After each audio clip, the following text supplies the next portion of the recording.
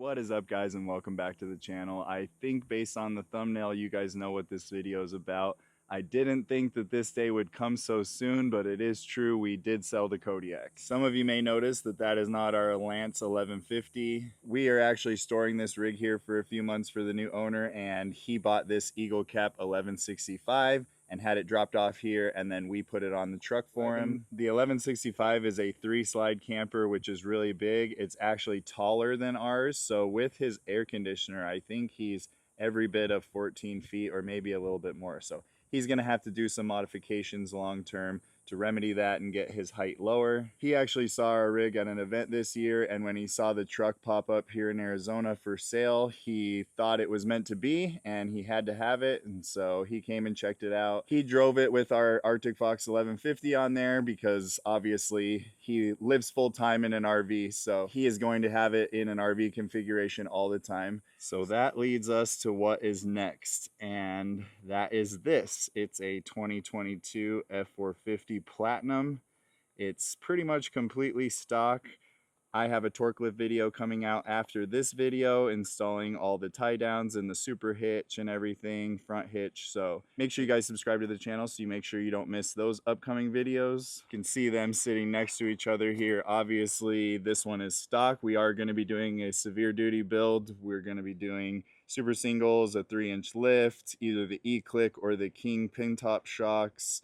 We already have the Ready Lift airbag, dual airbag system in the back. Those videos are to come. So this one will get taller. We are probably going to go with the 365s. I don't know if it's going to be Continental or Petless or Michelin. Haven't decided yet. Also haven't decided on wheels. I may go to a 1-piece wheel instead of the 2-piece.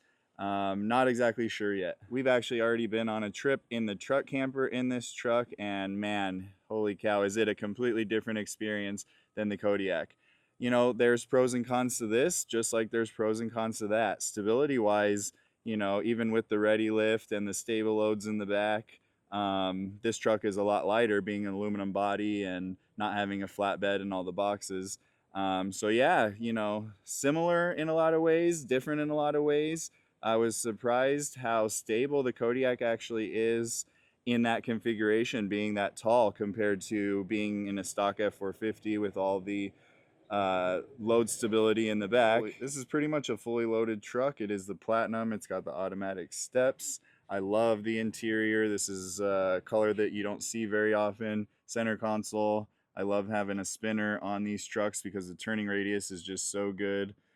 Nice big screen. This thing is super comfortable. It's got an exhaust brake. Nice big back seat. It's still set up for the wiener dogs. This is how they travel. We put beds and blankets back here, and then we store stuff back here too, just because they don't need all this space. But yeah, I love the inside. I love the interior of this truck. It's not as spacious, obviously, as the Kodiak. This cab being 8 inches taller. With this back seat out, you literally just have so much storage. So like I said, there's a lot of pros to this, there's a lot of cons to this, just like there's a lot of pros to this and a lot of cons to this as well. I'm really anxious to see and drive this on super singles so that I can really get a good comparison compared to this. I've never driven this on duals. I have ridden in other Kodiaks that are on duals, and the super singles definitely smooth it out.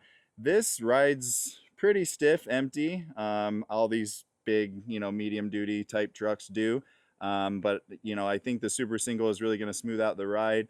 Heavier duty shock will help provide stability, and then I am going to probably do a heavier duty sway bar in the back. This truck does have the 360 camera system, which is really nice, and what's also nice is you can buy the kit to add a trailer camera that integrates into the trailer plug back here, and it goes directly to the screen. So you hit a button on the screen and you have a camera mounted somewhere on the back of the truck camper, and you can view that camera right through the Ford factory screen, and the kit does come from Ford. I believe it's that same third brake light camera up there that mounts in the back there. Well, that's gonna wrap up this video, guys. Thanks so much for being here and following along. We really appreciate it. Drop your thoughts and comments down below. Let me know what you think about me selling the Kodiak. I know a lot of you guys are gonna be disappointed. Also, let me know what you think about the new F450 and if there's any modifications, or if you have any opinions on super singles or tires. Drop those thoughts down in the comments and let me know what you think. Give this video a like if you want to show us your support. Subscribe if you haven't already so you don't miss any upcoming videos. We'll see you guys next time. Later.